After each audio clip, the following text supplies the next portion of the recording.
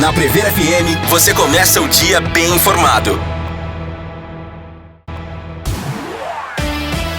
No ar, Primeiro Jornal. A primeira notícia, a primeira informação aqui na Prever FM. 6h01, bom dia! Começa aqui o nosso Primeiro Jornal na Prever FM. Hoje é dia 24 de junho de 2024, uma segunda-feira. Que você tenha uma excelente segunda, com muita paz, com muita saúde, com muita energia positiva. Que você comece bem a semana. Bom dia, Ellen Bravo. Bom dia, Márcio Paz. Bom dia a todos os ouvintes da Prever FM do Primeiro Jornal. Hoje é dia 24 de junho, dia das empresas gráficas, data de extrema relevância para veículos que se dedicam a propagar o acesso à informação, não somente por meios digitais, mas também os impressos. Hoje é Dia Nacional da Araucária, árvore ancestral do Brasil. A araucária é uma árvore encontrada majoritariamente na região sul do país, em um ecossistema da Mata Atlântica. Hoje é dia de São João, é celebrado nessa data, pois se comemora o nascimento de São João Batista, o santo popular mais comemorado no Brasil. Embora não seja feriado, o dia de São João faz parte das comemorações tradicionais das festas juninas. E por último, hoje é Dia Internacional do Disco Voador, do Dia do Observador Aéreo ou ainda o Dia Mundial da Ufologia. E o Primeiro Jornal de hoje apresentará uma matéria especial sobre o assunto. É verdade, depois das 7 a gente vai estar falando sobre ufologia, disco voador, com a participação do botucatuense Brás Titon. Vamos ter também a participação do jornalista e ufólogo Paulo Nogueira de Uberaba, que gravou uma mensagem pra gente. A nossa equipe foi às ruas saber se o povo acredita em disco voador, enfim.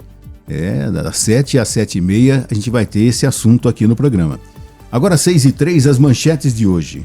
Teremos os principais boletins de ocorrência deste final de semana em Botucatu e região com o Dr. Lourenço Talamonte. Incêndio de grandes proporções destrói vegetação no Morro de Rubião Júnior. Professores das universidades federais decidem encerrar greve em todo o país. Moraes vota para condenar a 17 anos de prisão homem que quebrou relógio histórico em ato golpista. Hoje ouviremos a população de Botucatu sobre vida extraterrestre, além de conversar com o ufólogo Brás Titon. E vamos tentar um contato por telefone com o artista botucatuense que mora na Europa, Léo Bossa. Agora nós vamos saber como é que fica o tempo nesse começo de semana com Juliana Marques. Bom dia, Juliana. Bom dia! Esta semana em Botucatu inicia com sol e algumas nuvens. Não há previsão de chuva. A temperatura mínima é de 16 graus e a máxima é de 30 graus, em pleno inverno. E a chuva volta a se intensificar e se espalhar no Rio Grande do Sul nos próximos dias. O mês de junho vai terminar com destaque ainda para esta alta umidade e já para uma queda mais significativa de temperatura com possibilidade de geada na campanha. A frente fria que se formou neste domingo, combinada com a circulação dos ventos e o transporte de umidade da Amazônia, ainda vão manter as condições de tempo instável sobre o estado gaúcho durante essa semana. Já na quinta-feira, dia 27, haverá o afastamento dessa frente fria em direção à região sudeste. Então, o que está acontecendo de estar concentrada a situação de chuvas e frio no Rio Grande do Sul vai se deslocar um pouco mais para a região sudeste, trazendo um pouco de alívio para o calor aqui e um alívio da situação lá também. E hoje, vendo as reportagens na grande mídia, um frio intenso no Rio Grande do Sul hoje, né? Caiu bastante a temperatura e a gente aqui no inverno com essa temperatura, no final de semana terrivelmente quente, né? Uhum. Mas teremos, como a Juliana acabou de dizer, nos próximos dias, não vai ser aquela chuva, mas vai chover um pouquinho, né? E nem a duração do frio vai ser muito expressiva, vai ser um dia ou outro e depois já volta a ficar calor de novo. Gente, que doideira, né? 6h05 agora, vamos às manchetes, não, as manchetes já falamos, vamos à notícia inusitada, aquela notícia curiosa no Primeiro Jornal. Um urso assustou um casal parado dentro de um carro em uma rodovia na Rússia. Um casal estava dirigindo em uma rodovia na ilha de Sakhalin, na Rússia, quando o carro em que estavam apresentou um problema de acoplamento hidráulico, obrigando o motorista a parar na beira da estrada. De repente, um urso emergiu dos arbustos e se aproximou do carro. Imagens feitas pelos passageiros mostram um animal subindo no capô e para-brisa para tentar assustá-lo, e o motorista começou a buzinar, inclusive. Coitado do urso, né? Ele tá no habitat dele, né? De repente o homem vai invadindo, é natural que apareça o quê? Apareça o urso e os animais silvestres, né? Pra quem tá na live aí, ó, é possível ver a imagem do urso em cima do capô do carro. É um momento assim meio atípico, né? Você tá dentro do carro, de repente tem um urso em cima do seu capô. É um baita urso. Bonitinho tudo, mas não é momento fofura, não. Não é. É um pouco assustador, né? Imagina, o que ele quer, né? Teve gente nos comentários que falou, nossa, que medo, mas dá vontade de chamar ele pra entrar no carro de tão fofo. Dá uma olhadinha nas garras dele. Que fofinho, né? 6:06. Essa notícia foi tão inusitada que, inclusive, a Ellen achou muito inusitada e eu mandei pra ela depois. Falei, nossa, essa notícia é inusitada, não é? Aí ela, eu já tinha colocado essa notícia mesmo. Eu já até baixei o vídeo, falei pra ela, já até baixei o vídeo já pra colocar. Que legal. É bacana, mas assim, ao mesmo tempo a gente fica perplexo. Perplexo não, né? Infelizmente fica triste, né? Porque mais e mais está acontecendo isso. Nós tivemos a semana passada o atropelamento de uma Sussuarana aqui em Botucatu, na estrada que vai para o Rio Bonito. Enfim, o homem vai invadindo. Onça parda também, né? Que é a Sussuarana. Onça parda ou Sussuarana. E aí tá acontecendo isso mais e mais em todos os pontos do mundo. O homem vai invadindo, e o animal vai para onde, coitado, né? Bom, agora 6:07, vamos àquela notícia que está bombando, aquela notícia que é a mais vista nas redes sociais, as virais com a Juliana Marques. A viral é a despedida da Eliana do SBT. Em seu programa de despedida, Eliana fez questão de mandar um recado para Silvio Santos, dono do SBT e responsável por tê-la descoberto ainda nos anos 90. Neste domingo, a apresentadora comandou a última atração no canal e aproveitou para falar diretamente com o patrão. No último bloco do programa, a artista fez uma homenagem para todos os seus colaboradores que tiveram a oportunidade de estar no palco. Eliana não perdeu a chance de falar o quanto todas essas pessoas da equipe foram importantes durante sua trajetória no SBT. Pouco depois, a apresentadora falou diretamente com o dono da emissora. Ela disse: "Sobre o meu patrão, Silvio Santos, querido, eu não seria uma boa filha como eu sempre fui, como ele sempre disse, e eu estou com muitas saudades." Começou se referindo ao fato de que não se encontrava mais com ele, já que o apresentador está praticamente isolado desde que deixou o dia a dia no canal no período de pandemia. E além disso, outra coisa que viralizou nesse momento foi a Patrícia Bravanel, que fez um momento ali de pedido de desculpas para a Eliana, foi algo um pouco suspeito, que ela disse: "Se a gente fez qualquer coisa, aquele famoso, né, que não assume, mas tá pedindo desculpa, então se a gente fez alguma coisa, eu peço perdão em nome de toda a família Silvio Santos." E aí a Eliana tava emocionada, e aí muita gente comentou nas redes sociais: "Gente, o que aconteceu? Será que fizeram alguma coisa pra ela?" E aí é um momento que a Patrícia Bravanel tá ali se desculpando várias vezes: "Ai, perdão por qualquer coisa nesse tempo, não sei o quê." Alguma coisa deve ter acontecido, né? Ninguém pede perdão à toa, né? Agora, ela vai pra onde? É uma boa pergunta, né? Não se sabe fica ainda. na expectativa. Legal. É isso aí. A Eliana é a famosa dos dedinhos? Isso. Nossa, isso é coisa de antigo, hein? A famosa cantora dos dedinhos. E hoje nós não estamos só nós três aqui hoje também, né, Márcio? Quem está entre nós? Quem está entre nós? Tata Mello. Bom dia, Tata Mello. Tudo bem? Bom dia, Ellen. Bom dia, Márcio. Bom dia, Ju. Bom dia, ouvintes da Prevera FM. É isso aí. 6:10 agora. Esporte. Nós tivemos muitos gols, nós tivemos muito futebol esse final de semana e vamos atualizar tudo isso com a Laura Marcelo. Bom dia, Laura. Bom dia, Primeiro Jornal. Segundou por aqui. Aquela segunda braba depois de ressaca, sono, repensar tudo que comeu e bebeu nas festas juninas, mas a gente vai para nossa quadrilha junina dos resultados da rodada do futebol aqui na Prevera FM. Na Série A do Campeonato Brasileiro, a 11ª rodada começou e encerrou todinha no final de semana. Nos clássicos gaúcho e carioca, vitórias pelo placar mínimo, por 1-0. Do Colorado, do Internacional sobre o Grêmio e do Flamengo sobre o Fluminense, que teve jogador expulso. Entre outros resultados, Criciúma 2-1 Botafogo. Goleada do Vasco sobre o São Paulo por 4-1. Curiosamente, mesmo resultado da goleada do Bahia sobre o Cruzeiro. Cruzeiro, a Raposa, que também teve jogador expulso. Red Bull Bragantino 2-1 sobre o Sport Clube Vitória. Palmeiras 3-1 no Juventude. E ainda tivemos 3 empates. Cuiabá e Atlético Goianiense ficaram no 0-0.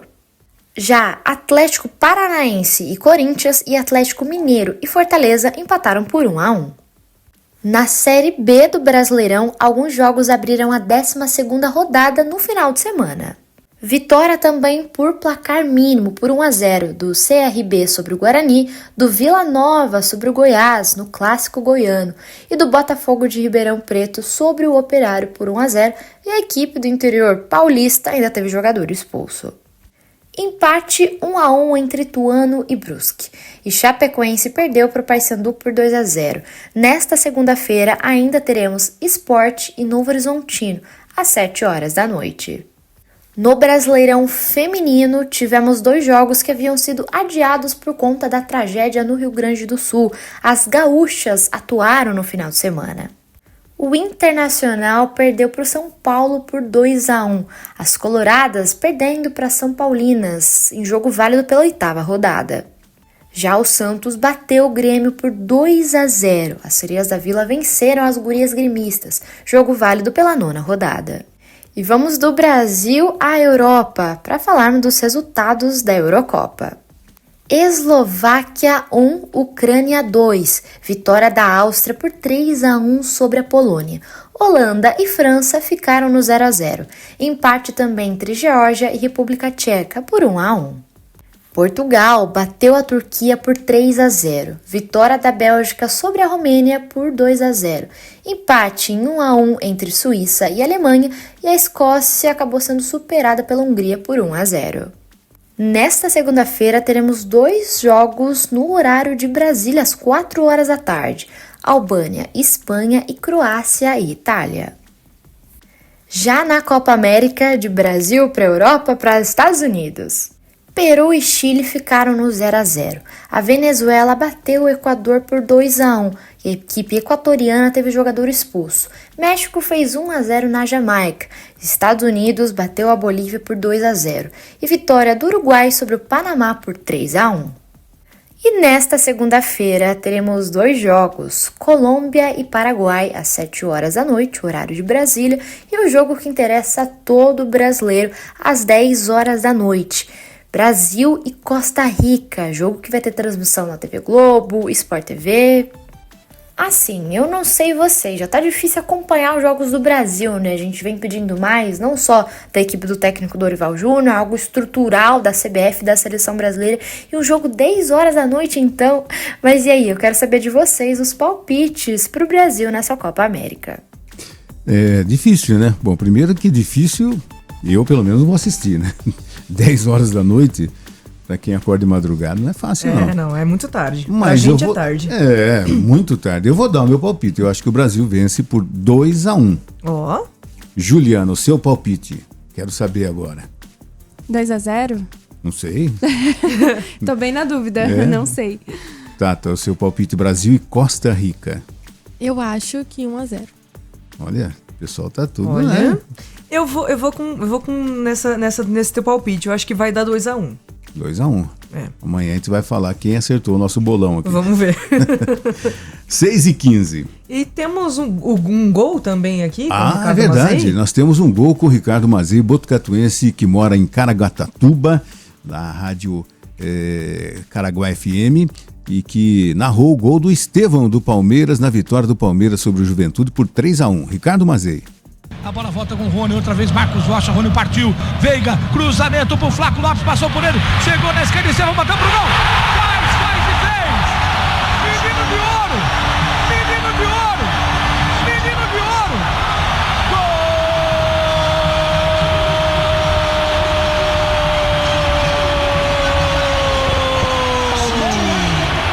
do Palmeiras, Palmeiras parte Estevão, menino de ouro, Estevão, jogada na esquerda, Que legal, né? E um detalhe, o Estevão, com 17 anos, também já foi vendido, gente. O Palmeiras vendeu também para o Chelsea da Inglaterra. Só quando ele completar 18 anos é que vai para lá. Depois, no Mundial de Clubes, o Palmeiras tem uma cláusula lá que ele vai poder jogar. Enfim, mas uma nota, acho que talvez a maior transação do futebol brasileiro. O menino de 17 anos está jogando muita bola, o Estevão. Coloquei no Cartola e pontuei muito com ele ontem. Deu certo, hein? 6h16. Bom, agora Lionel Messi quebra recorde em estreia da Copa América. Lionel Messi quebrou o recorde histórico de jogos na Copa América. Ele atingiu a marca na estreia da competição deste ano contra o Canadá pelo Grupo A nos Estados Unidos. A seleção argentina venceu por 2-0, gols de Julián Álvares e Lautaro Martínez. O camisa 10 deu o passe para o segundo gol. Messi chegou a 35 jogos na Copa América. Ele superou o goleiro chileno Sérgio Livingstone, que chegou a 34 jogos no torneio em 1953. O argentino disputa a competição pela 7ª vez na carreira. Ele foi campeão na edição passada, em 2021, no Brasil. Em 35 jogos na Copa América, Messi tem 13 gols marcados. Vamos aos números de Messi na Copa América. Na Venezuela, em 2007, foram 6 partidas e 2 gols. Argentina 2011, 4 partidas e nenhum gol. Espera um pouquinho só, Argentina 2011, ele marcou contra a Argentina? Acho que é isso. Não é. Chile 2015, 6 partidas e 1 gol. Estados Unidos 2016, 5 partidas e 5 gols. Brasil 2019, 6 partidas e 1 gol. Brasil 2021, 7 partidas e 4 gols. Estados Unidos 2024, 1 partida, né? E não fez gol. Então tem um total agora de 35 partidas e 13 gols marcados. 6h18. Classificado, o Brasil perde para a França na última rodada da Liga das Nações. O Brasil encerrou a fase de classificação na Liga das Nações masculina de vôlei com derrota para a França. Na madrugada deste domingo, a seleção comandada por Bernardinho foi batida pela equipe europeia por 3-2, com parciais de 25-23, 27-29, 13-25, 25-19 e 18-16. Com o resultado, o Brasil ficou com a 7ª colocação na fase classificatória, com 6 vitórias em 12 jogos. A seleção brasileira entrou em quadra já garantida nas quartas de final da competição, depois da derrota da Sérvia para a Polônia no sábado. A equipe do técnico Bernardinho aguarda os resultados da rodada deste domingo para conhecer o adversário no mata-mata na competição. O rival será uma das seguintes equipes: Eslovênia, Itália e Polônia.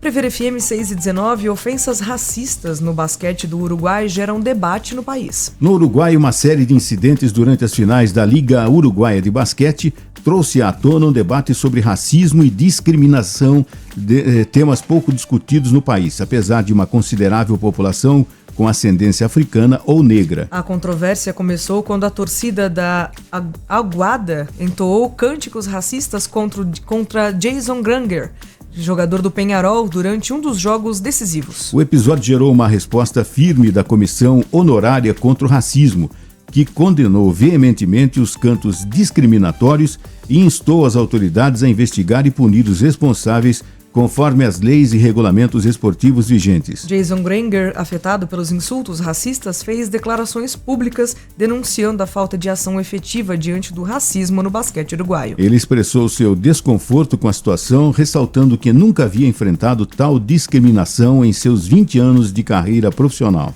Em resposta aos incidentes, tanto a Federação Uruguaia de Basquete quanto o Clube Aguada emitiram comunicados pedindo respeito mútuo entre os jogadores e os torcedores, enquanto a ONG Mundo Afro e outras entidades civis clamaram por medidas severas contra atos discriminatórios. Além dos desdobramentos esportivos, os jogadores envolvidos, Granger e Santiago Vidal, foram chamados a depor sobre o incidente na unidade de violência no esporte em uma promotoria criminal. Enquanto Vidal negou ter proferido qualquer insulto racista, Granger continuou a levantar questões sobre a tolerância cultural ao racismo no país, contrastando com ações imediatas que seriam tomadas em outras partes do mundo diante de situações similares. A repercussão levou os jogadores do Peñarol a usar camisetas com a mensagem "Não ao racismo", em apoio à campanha por um esporte livre de discriminação. Esses eventos ressaltam não apenas os desafios enfrentados pela comunidade afro-uruguaia em um ambiente esportivo, mas também a necessidade urgente de políticas mais robustas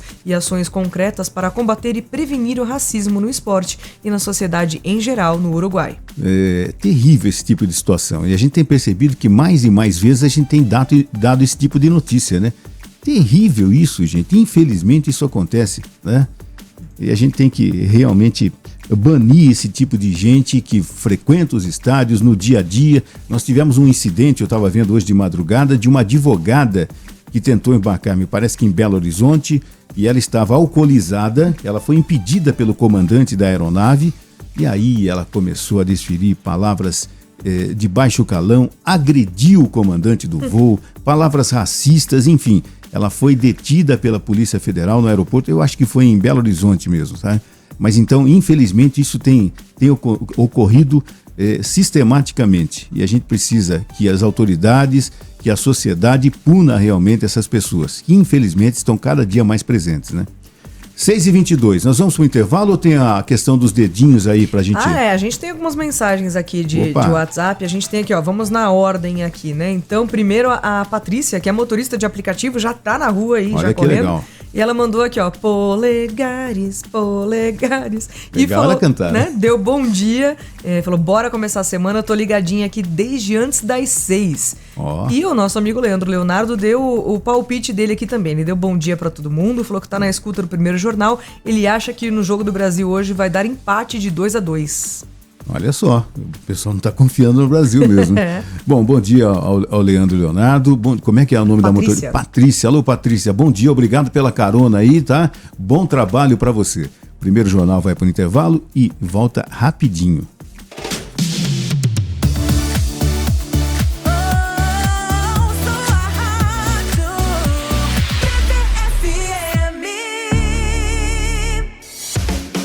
Você sabia que o Sistema Prever tem parceria com laboratórios de exames clínicos e de imagem? De raio-x até tomografia, você faz o exame com valor diferenciado e em diversos laboratórios. Informe-se 3811 4040. Pode sentar, se acomoda que temos uma sessão cheia de boa música. Sessão das 8, é pra apreciar. 2 edições, 8 da manhã e às 8 da noite.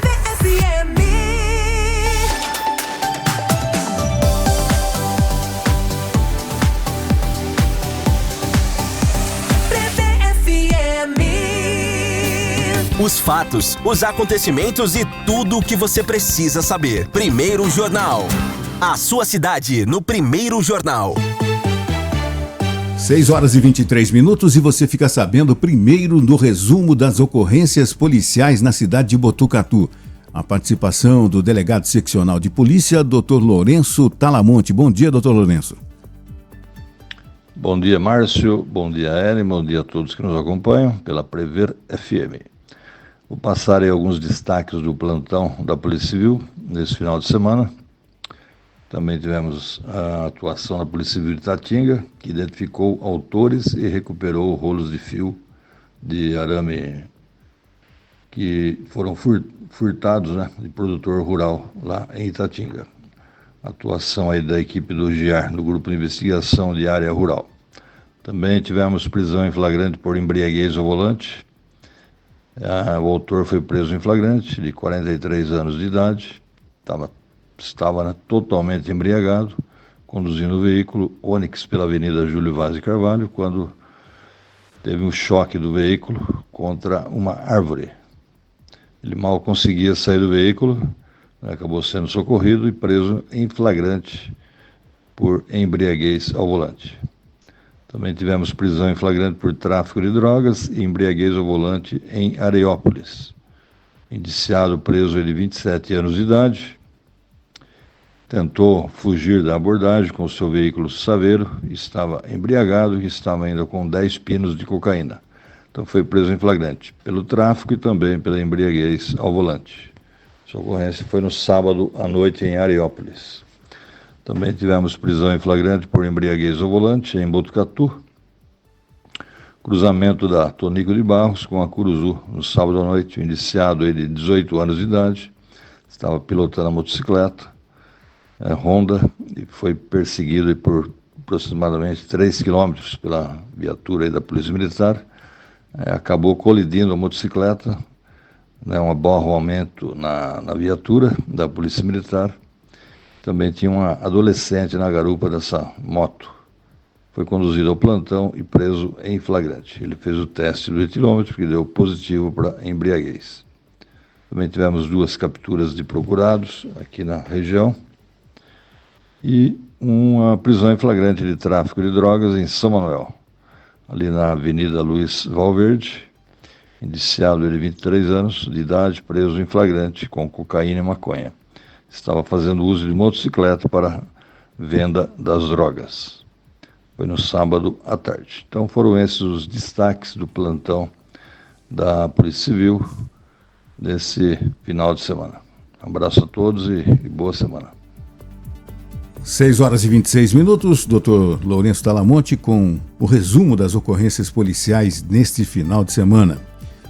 Botucatuenses participaram de mitim paralímpico de 2024. A equipe paralímpica de atletismo de Botucatu, composta por 7 atletas, homens e mulheres, juntamente com os professores Meriellen Fogaça e Mário Vasques, participaram do mitim paralímpico de 2024 nos dias 21 e 22 de junho. As competições ocorreram no Centro de Treinamento Paralímpico, localizado na zona sul da capital paulista. Organizado pelo Comitê Paralímpico Brasileiro, o CPB, o mitim paralímpico contou com a presença de quase 1.000 atletas. Esse foi o 4º ano consecutivo que a equipe de Botucatu participou do evento. 6h27, Festival de Inverno 2024. De 1 a 31 de julho acontece o Festival de Inverno em Botucatu. Segundo a Prefeitura, o evento promete muita arte, diversão e cultura. A programação será diversificada, incluindo apresentações musicais, espetáculos de dança, peças teatrais, entre outros, garantindo entretenimento para todas as idades. A maior parte das atividades ocorrerá na Pinacoteca e no Teatro Municipal durante os finais de semana, mas também haverá eventos nos dias úteis. 6h28, audiência pública aborda projetos de novos usos do espaço urbano. Na noite da última quinta-feira, dia 20, a Câmara de Botucatu realizou uma audiência pública com o objetivo de debater 2 projetos de lei em trâmite da Casa. Ambos tratam de alterações em legislações vigentes e que dizem respeito ao zoneamento urbano, incluindo novos usos a ele. O primeiro projeto pretende alterar a lei que regulamenta as zonas especiais de proteção ambiental e a Zona Especial de Desenvolvimento Ecológico e Econômico. Já o segundo promove a alteração na mesma lei que dispõe sobre zoneamento, uso e ocupação do solo do município. Na prática, ambos incluem um trecho autorizando que outras atividades não listadas na legislação vigente possam ser implantadas, desde que sejam de caráter turístico, voltadas para o desenvolvimento de pesquisa e tecnologia, ou institucionais de caráter associativo, cultural, artístico, ambiental, esportivo, religioso ou social. Além disso, precisam passar por análise do Conselho do Meio Ambiente e dos órgãos municipais competentes. Na audiência, o secretário municipal de Habitação e Urbanismo, Luiz Guilherme Silva, explanou brevemente sobre as mudanças e ficou à disposição para apresentar as alterações e tirar dúvidas referentes a elas. Vereadores e população também puderam participar. 6h29, incêndio de grandes proporções destrói vegetação no Morro de Rubião Júnior. Um incêndio de grandes proporções atingiu no início da noite deste domingo a área de mata em torno do Morro de Rubião Júnior, que é conhecido o local. Não há informações de como o fogo teve início, mas é provável que tenha sido criminoso. Há várias semanas que o local apresentava risco máximo de incêndio devido ao clima severamente seco. As chamas estavam perto de área onde fica a igreja de Santo Antônio. O local é muito visitado, especialmente aos finais de semana. A vegetação seca foi presa fácil e as chamas se alastraram rapidamente, segundo afirmaram testemunhas no local. No chamado Pé do Morro, há diversas residências. Uma equipe do Corpo de Bombeiros foi acionada e compareceu no local com uma viatura, mas há muitas dificuldades no combate ao fogo. Isso ocorre devido ao vento e à vegetação extremamente seca. Não há registros de feridos no incêndio até o momento. A fumaça, porém, prejudicou o fluxo de veículos e pessoas nas imediações. Nas últimas semanas, diversos focos de incêndio estão sendo registrados em Botucatu. O tempo extremamente seco potencializa as ações criminosas. O coordenador da Defesa Civil, Lucas Trombaco, tem algumas dicas para auxiliar a população a prevenir incêndios.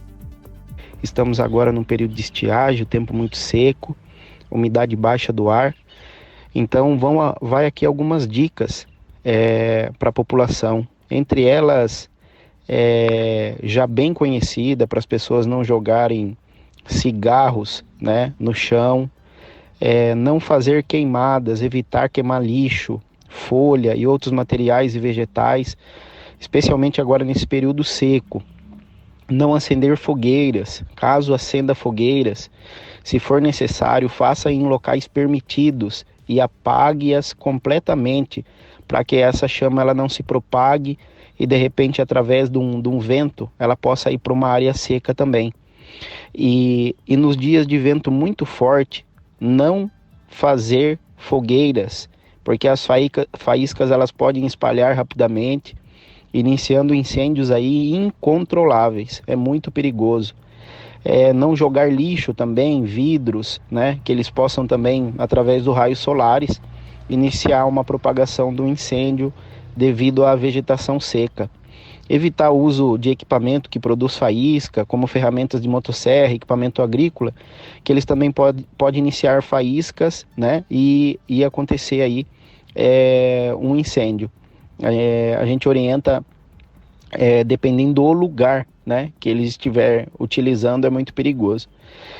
E não jogar lixo, né, muito importante. Não jogar materiais inflamáveis como plástico, lata, que eles podem facilitar também a propagação do fogo. Evitar. E algumas orientações para a comunidade, se preparar e proteger a propriedade em relação ao incêndio, é sempre manter limpo. Limpar a vegetação, manter a vegetação rasteira, os arbustos, cortado com uma distância segura das residências. A gente chama do famoso aceiro, ou faixas de corta-fogo. Estabelece a área, né, e deixa ela sem vegetação em torno da propriedade para impedir que o fogo chegue próximo da casa. Usar materiais resistentes também ao fogo, na construção de imóveis, tomar muito cuidado com a madeira, né, porque ela alimenta muito fácil, né, num caso de um incêndio. Armazenamento de combustível, muito perigoso também, saber o local certo, onde guarda, como armazenar, né, lenha, botijão de gás, longe das casas, em áreas mais seguras, fora da casa. Então, sempre ter uma rota de fuga também, né, caso aconteça, principalmente propriedade rural, a pessoa já estabeleceu uma rota de fuga.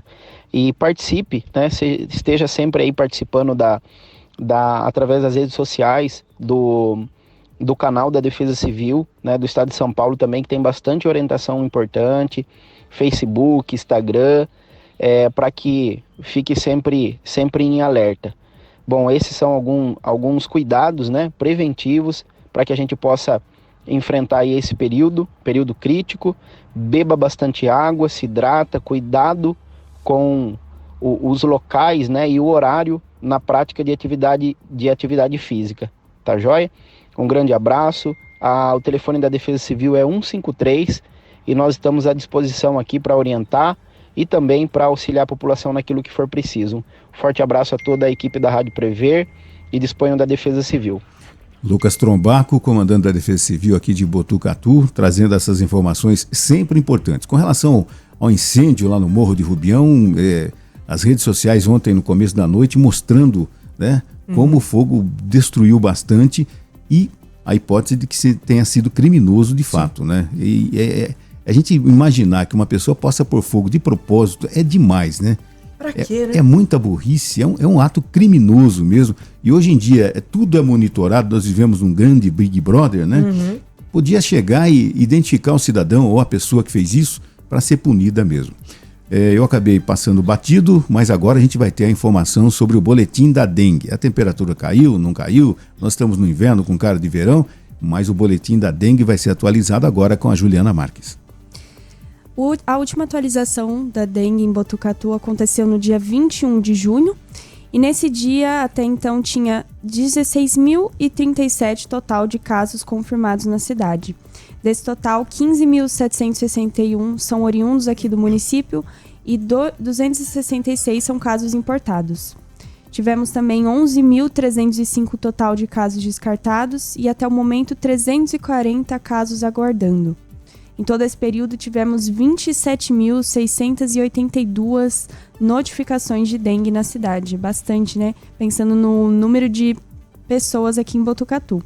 E a gente teve uma diminuição dos casos de dengue, mesmo chegando aí à marca de 16 mil. A gente vem vendo uma diminuição dos casos desde o final de maio, começo de junho. Então, antes aí, durante o mês de maio, o que acontecia era que de uma semana para outra a gente aumentava 800, 700, quase 1.000 casos. Verdade.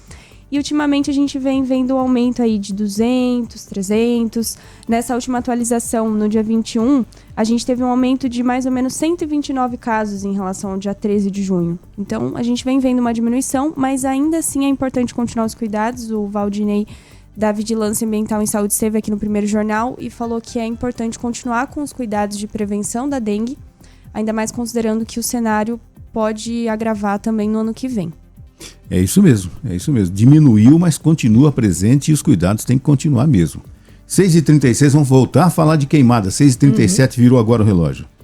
Queimadas em canaviais da região de Jaú interditam rodovia e destroem árvore centenária. A rodovia Comandante João Ribeiro de Barros, a SP 225, precisou ser parcialmente interditada na terça-feira, dia 18, após um incêndio de grandes proporções atingir uma área de canavial às margens da rodovia em Jaú. Segundo a concessionária que administra a via, o trecho do quilômetro 191, próximo ao acesso à rodovia vicinal Antônio Franceschi, que dá acesso ao distrito de Potunduva, chegou a ficar por 20 minutos interditado das 15h20 às 15h40. Em uma outra área em Jaú, às margens da vicinal que liga a rodovia Otávio Pacheco de Almeida Prado ao bairro rural de Vila Ribeiro, uma árvore centenária ficou totalmente destruída após ser consumida pelas chamas de queimadas na quarta-feira, dia 19. O incêndio, que durou pouco mais de 2 horas, teve início em uma vegetação rasteira próxima à árvore. Os bombeiros foram acionados e controlaram as chamas. A árvore era conhecida pela copa volumosa que cobria parte da via. O local era usado para a realização de ensaios fotográficos. O mapa de risco de incêndios da Defesa Civil de São Paulo alerta para queimadas em todo o estado de São Paulo. 6h38, paleontólogo encontra fóssil de crocodilo pré-histórico durante escavação em Marília. O paleontólogo mariliense William Roberto Nava catalogou no final de maio de 2024 mais uma descoberta de fóssil na região de Marília. A região é conhecida pela alta incidência de vestígios históricos biológicos, onde já foram, inclusive, encontrados fósseis de dinossauros. A descoberta atual do também diretor e curador de fósseis do Museu de Paleontologia de Marília trata-se de um crânio pequeno, medindo entre 6 e 7 centímetros em vista dorsal, localizado às margens de uma rodovia a 20 quilômetros do perímetro urbano de Marília. Aprofundando nas escavações, também foram descobertas partes de esqueleto, como as vértebras do pescoço, ossos da cintura escapular e uma das patas dianteiras. Segundo o paleontólogo, a suspeita é de que o fóssil seja de algum crocodilo da espécie Marília sucus, já encontrada na região, ou outra espécie diferente. William Nava destaca ainda que, uma vez confirmada a espécie, a localização do fóssil apontará para uma distribuição geográfica mais ampla da espécie, descoberta pelo próprio paleontólogo. A previsão é de que o fragmento ósseo seja retirado por completo da rocha até o final do mês, para que possa ser melhor analisado e futuramente exposto no Museu de Paleontologia de Marília. Agora são 6h39 e a gente vai ter dia 1º de julho, que está chegando. Faltam o quê? 8 dias? Não, 8 dias já. Não, 7 dias, né? É segunda-feira que vem, é uma semaninha. Segunda-feira que vem, uma semana certinho. A grande promoção da Alexa aqui no Primeiro Jornal. Se você não sabe, a Prever FM pode ser ouvida na frequência 100.9, também pelo site preverfm.com.br, onde inclusive você pode assistir ao vivo aqui a gente também, e também pode ouvir pela sua Alexa, mas se você não tem uma Alexa, pode concorrer à promoção Alexa em dobro, que está acontecendo pelo nosso Instagram. Então é só procurar @PreverFM no Instagram, seguir o nosso perfil, curtir o post da promoção que tá fixado, tá facinho, e marcar nos comentários quem você acha que merece ganhar uma Alexa também. Aí dia 1º de julho, aqui no Primeiro de Jornal, né, na segunda-feira que vem, a gente vai dar o resultado dessa promoção, e se você for o grande ganhador, quem você marcou nos comentários também leva uma Alexa. Vale a pena continuar participando porque está chegando a hora, hein? 6h40, mais um rápido intervalo, daqui a pouco voltamos.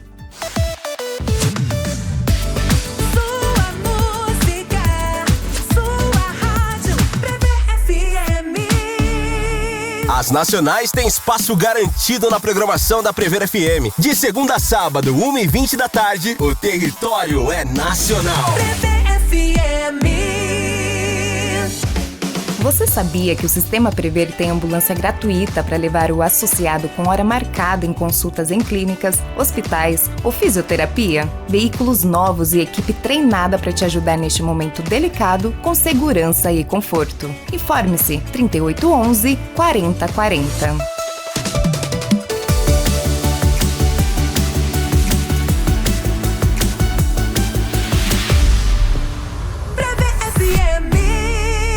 Jornal Prever FM. 6h41. Professores das universidades federais decidem encerrar greve em todo o país. Os professores das universidades federais decidiram neste domingo encerrar a greve nacional, deflagrada em abril deste ano em instituições de ensino superior de todo o país. A decisão foi tomada após a conclusão de assembleias estaduais dos docentes, que reuniram maioria de votos a favor da proposta de reajuste do governo do presidente Lula no início deste mês. Segundo o Sindicato Nacional dos Docentes das Instituições de Ensino Superior, o ANDES, o Comando Nacional da Greve decidiu encerrar as paralisações a partir desta quarta-feira, dia 26, quando a entidade deve assinar um acordo junto ao Ministério da Gestão e Inovação a fim de consolidar os termos da proposta. As paralisações deverão ser finalizadas até o dia 3 de julho, ainda de acordo com a ANDES. O retorno às aulas dependerá, no entanto, de decisão interna de cada instituição federal de ensino do Brasil, que tem prerrogativa para definir o próprio calendário acadêmico. O posicionamento da ANDES põe fim a uma greve que durou mais de 60 dias. Também confirma um movimento de abandono à paralisação por parte de professores de instituições do país. Ao longo da última semana, por exemplo, docentes da Universidade de Brasília e da Universidade Federal de São Paulo já haviam decidido retomar as aulas. Neste domingo, antes do anúncio do fim da greve dos professores das universidades federais, outras categorias também decidiram encerrar a paralisação. Professores e técnicos administrativos de institutos federais de educação, ciência e tecnologia e outras unidades de ensino básico, técnico e tecnológico aceitaram as propostas enviadas pelo governo federal. Segundo o sindicato que representa as categorias, a greve no IFES deve ser encerrada no próximo dia 26, com a assinatura de um acordo junto ao Ministério da Gestão. Além dessas categorias, técnicos administrativos vinculados às universidades federais também entraram em greve no início de abril. A classe foi a única a rejeitar no último dia 21 a proposta de reajuste encaminhada pelo governo. A Federação de Sindicatos de Trabalhadores Técnico-Administrativos em Instituições de Ensino Superior Públicas do Brasil, a FASUBRA, deve se reunir hoje para reavaliar as estratégias em relação à categoria. Prever FM 6h44. Moraes vota para condenar a 17 anos de prisão homem que quebrou o relógio histórico em ato golpista. O ministro Alexandre de Moraes, do Supremo Tribunal Federal, votou nesta sexta-feira, dia 21, para condenar a 17 anos de prisão Antônio Cláudio Alves Ferreira, um dos invasores do Palácio do Planalto durante os ataques do dia 8 de janeiro de 2023. Ele foi responsável por quebrar o relógio histórico de Baltazar Martinot. A obra, trazida por Dom João V para o Brasil em 1808, virou um dos símbolos dos atos golpistas na sede da presidência. O relógio é feito de casco de tartaruga e com um tipo de bronze que não é fabricado há dezenas de anos.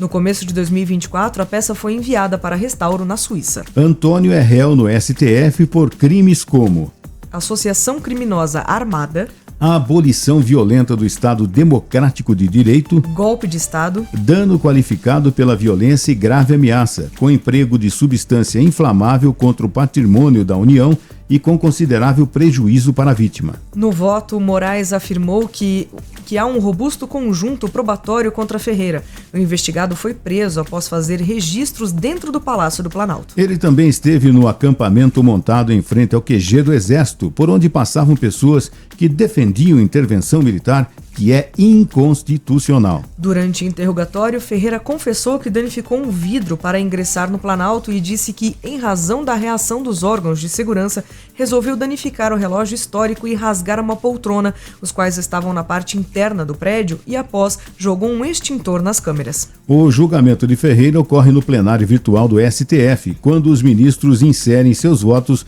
no sistema eletrônico da Corte. A defesa dele pediu sua absolvição ao Supremo. O relógio de pêndulo do século XVII foi um presente da corte francesa para Dom João VI.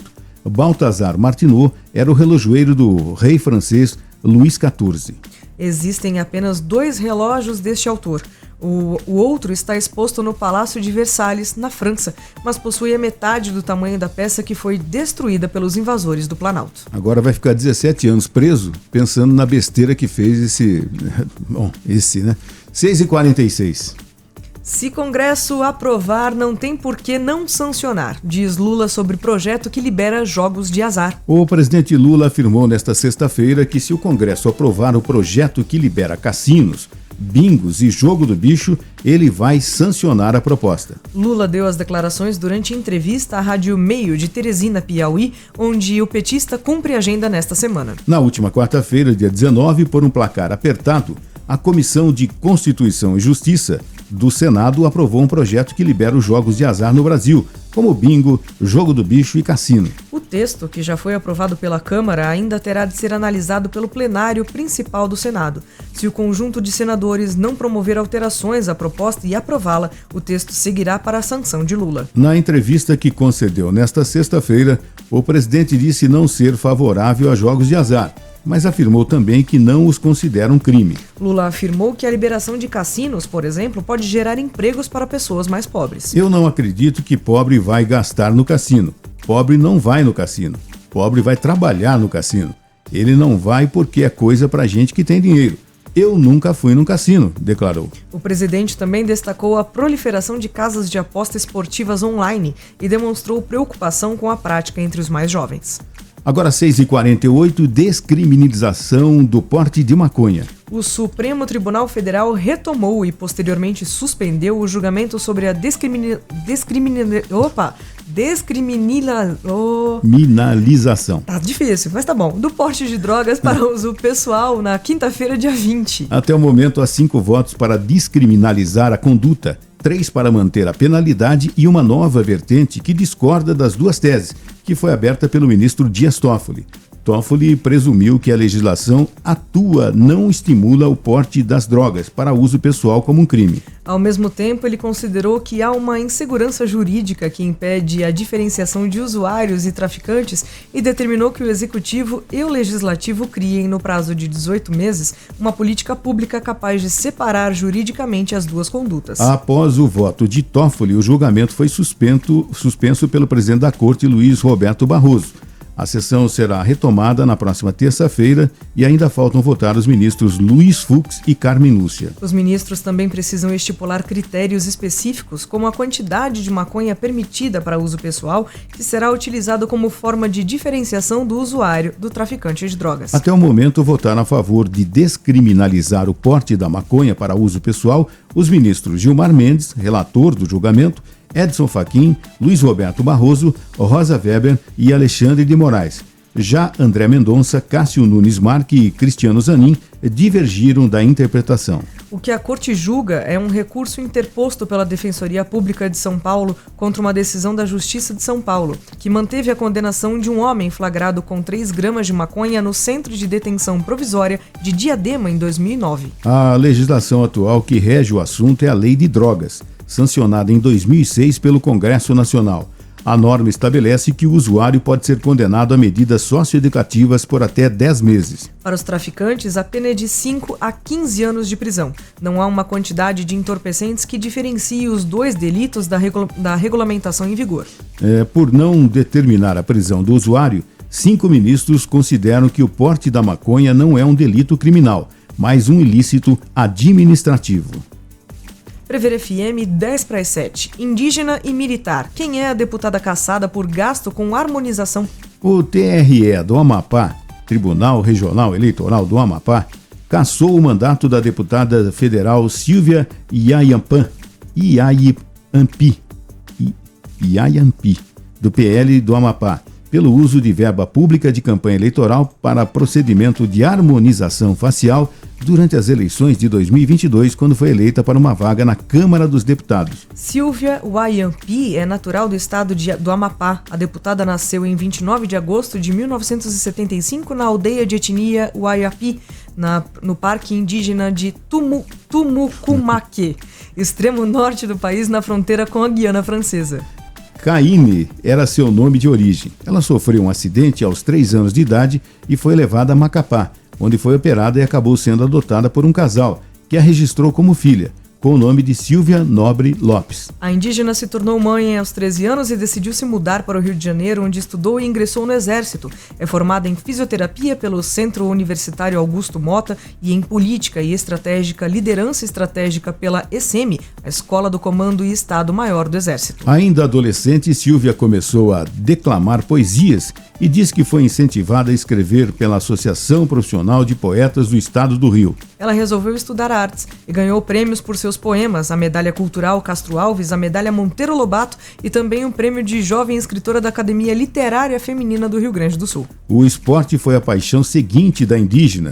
Disposta a aprender a correr, ela foi motivada por um técnico do Clube Vasco da Gama. Depois disso, deixou as artes e direcionou os estudos para a área de saúde e fisioterapia ligada ao esporte. Iaiampi foi a primeira militar indígena a integrar as Forças Armadas no Brasil. Em 2011, ela disputou uma vaga com 5.000 candidatos e foi aprovada como uma das melhores pontuações no Centro de Preparação de Oficiais da Reserva do Rio de Janeiro. Indígena e bolsonarista, a ex-oficial do Exército foi eleita deputada federal pelo Amapá nas eleições de 2022. Ela ocupou o cargo de secretária de Saúde indígena no governo Bolsonaro. Nas eleições, foi a deputada federal eleita menos votada no Brasil, com 5.435 votos. Em sua campanha nas eleições, ela recebeu o apoio de políticos do PL, como os deputados Eduardo Bolsonaro e Carla Zambelli e a senadora Damares Alves. Por isso, foi criticada pelos movimentos indígenas que tiveram as relações desgastadas com o ex-presidente. No Instagram, onde acumula quase 300 mil seguidores, Iaiampi se descreve como republicana conservadora, defensora da mulher, da criança e da família. Na rede social, ela posa com Jair e Michele Bolsonaro, além de fazer diversas publicações criticando o presidente Lula e o atual governo. E ela fez a harmonização, gastou dinheiro da campanha. Gastou dinheiro de campanha para fazer harmonização facial. Para arrumar a lata lá, né? 6h53. Putin vai desenvolver arsenal nuclear para preservar o equilíbrio global. O presidente russo, Vladimir Putin, disse na última sexta-feira, dia 21, que a Rússia continuará a desenvolver seu arsenal de armas nucleares, o maior do mundo, como forma de dissuasão e fornecerá ao exército que luta na Ucrânia os mais recentes armamentos e drones. Putin discursou no Kremlin em uma cerimônia que contou com a presença de formandos de academias militares, policiais e de serviços de inteligência. Planejamos desenvolver ainda mais a tríade nuclear como uma garantia de dissuasão estratégica e para preservar o equilíbrio de poder no mundo, disse Putin. A tríade nuclear da Rússia é uma referência a seus mísseis nucleares lançados por terra, mar e ar. Prever FM 6h54. Márcio, você falou na sexta-feira sobre a grande paralisação lunar. Falei mesmo. Né? E aparentemente não foi vista aqui do Brasil, mas a gente vai explicar um pouquinho Você sobre não o que viu? é esse fenômeno. Eu não vi. Não viu? Não vi. Você viu? Não. Aí, tá vendo? Bom, mas né, o importante é que nessa sexta-feira foi possível, né, em alguns pontos do nosso globo, ver um fenômeno lunar raríssimo que acontece a cada quase 2 décadas, a grande paralisação lunar. O fenômeno, também chamado de lunistício, acontece quando a Lua se desloca mais alto no céu, parecendo estar parada para as pessoas no solo. Esse evento ocorre quando as inclinações da Lua e da Terra atingem seu máximo. Com isso, a Lua nasce no ponto mais a nordeste do horizonte e se põe na posição mais a noroeste. Isso faz com que o astro permaneça no céu por mais tempo. Isso só ocorre a cada 18 anos e 6 meses e aconteceu na sexta-feira, que foi também o melhor dia para a observação do fenômeno. No Brasil não foi possível observar, mas foi feita uma transmissão ao vivo da grande paralisação a partir da Stonehenge, o monumento de pedras que fica lá no Reino Unido. Então alguém viu. Sim. Eu não sei quem viu. Né? Foi transmitido via YouTube, eu consegui ver algumas cenas. Não, eu nem me preocupei em baixar para mostrar aqui, porque o momento que mostra realmente a Lua foram poucos minutos. Eles não filmaram realmente muito a Lua. Era mais os especialistas falando a respeito, explicando como é que funciona. Então, mas deu para ver um pouquinho ali do que aconteceu, do que não aconteceu na verdade, né? Porque a Lua ficou paradinha ali. Deixa marcado na agenda, daqui 18 anos e 6 meses vai acontecer de novo. Marca aí, pra gente não esquecer. Vou deixar marcado. 6h56. Bom, hoje é o Dia Mundial da Ufologia. A data de hoje faz menção ao 24 de junho de 1947, dia em que o piloto norte-americano Kenneth Arnold afirmou ter visto próximo ao Monte Rainier, em Washington, 9 veículos voadores guiados por seres de outro planeta. O piloto é considerado o autor do primeiro relato de avistamento de disco voador nos Estados Unidos. O próprio termo disco voador é uma tradução adaptada do termo inglês em Flying Saucer, utilizado pela primeira vez pelo jornal East Oregon, na edição do dia 25 de julho de 1947, quando o periódico publicou a entrevista com o relato de Kennedy Arnold, afirmando que os veículos avistados por ele voavam como um pires saltando sobre a água. No Brasil, o nome oficial para os discos voadores se tornou OVNI, que é uma sigla para Objeto Voador Não Identificado. E a gente vai ter, daqui a pouquinho, depois das 7 horas, a gente vai ter, inclusive, depoimentos de pessoas aqui de Botucatu. A nossa equipe foi para as ruas ouvir as pessoas sobre acreditam ou não em disco voador, né? Uhum. E as pessoas deram o seu depoimento, se manifestaram e falaram. É um assunto realmente interessante, apaixonante para muita gente. Eu coloquei até na minha rede social pessoal, né? Da minha rede pessoal, social, pessoal, enfim. Eu coloquei uma foto de um céu com uma nave. Mas é uma fotomontagem. Sim. É uma fotomontagem, mas ficou muito bem feito. Aonde é essa foto? Márcio, me diga onde. Eu falei, assistam, ouçam e assistam. Né? Sim, sim. O primeiro jornal aqui na Prevera FM, nessa segunda, que a gente vai falar sobre esse assunto, que eu repito, é um assunto apaixonante. Botucatu é uma terra de alguns relatos interessantes. Sim, dizem que a geografia de Botucatu facilita a aproximação de naves, né? Mas isso realmente é uma realidade. Uhum. Então daqui a pouco a gente vai abordar esse assunto. Depois do intervalo comercial, você vai ficar sabendo, inclusive, com a presença de um botucatuense aqui no estúdio, que vai ilustrar ainda mais esse nosso bate-papo. E o mais legal disso é que a gente vai ouvir os depoimentos de alguns botucatuenses aqui, né? Quem acredita, quem não acredita, quem de repente teve alguma experiência. Eu não tive nenhuma experiência, mas eu acredito. E eu também acredito. Eu tive, não sei se é uma experiência, mas talvez eu até conte, mas assim... perto das experiências contadas, né, que serão contadas aqui, ela é bem ínfima, né? Você ouviu Primeiro Jornal Prevera FM.